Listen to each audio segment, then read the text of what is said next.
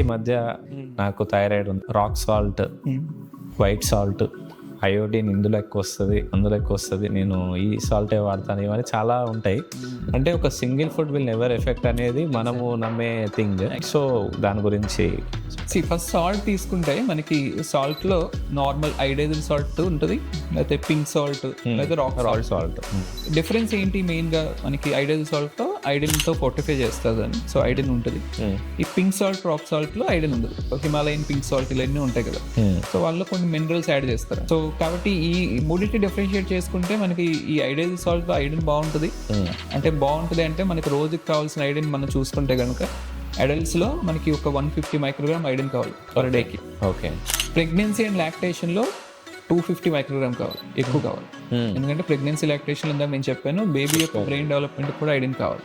కాబట్టి ఒక 5 grams salt general గా మనకి WHO రికమెండేషన్ ప్రకారం పర్ డేకి మనం ఎంత సాల్ట్ తీసుకోవాలంటే చిటికెడు ఉప్పు అంటాం పర్ డేకి మొత్తానికి. అంటే మీరు వేసే కూరల్లోని లేకపోతే మజ్జిగలో మళ్ళీ ఎక్స్ట్రా వేసుకుని అవన్నీ కలిపి. సో ఆ 5 grams సాల్ట్ లో యూజువల్ గా ఒక 75 మైక్రోగ్రామ్ ఐడిన్ ఉంటుంది. అంటే మీకు రోజుకి కావాల్సిన దాంట్లో ఒక సగం, ఒక 50 to 60% ఉంటుంది అంతే. సో రిమైనింగ్ మనం తినే ఫుడ్ లో అక్కడక్కడ కొంచెం వస్తుంది. సో ఆ 5 grams ఐడైజల్ సాల్ట్ వాడడం వల్ల ఏమీ నష్టం లేదు. అండ్ ఇప్పుడు పింక్ సాల్ట్, రాక్ సాల్ట్ వస్తే పింక్ సాల్ట్ లో ఒక మినరల్స్ యాడ్ చేస్తారు, ఎక్స్ట్రా మినరల్స్ ఉంటాయి.